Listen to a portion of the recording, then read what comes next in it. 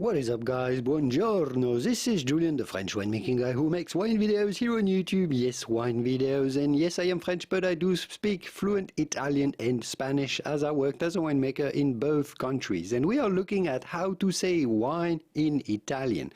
How do you pronounce this name? Well, as opposed to Spanish, in Italian, the letter V is pronounced like a V in English. In Spanish, it would be pronounced like a B. So in Spanish, you would say Vino.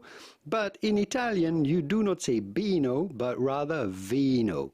Vino. Do you know, like in English, when you say, I like my vino, or do you have a little bit of vino? Well, it actually comes from Italian. So it's pretty straightforward. Vino. Vino.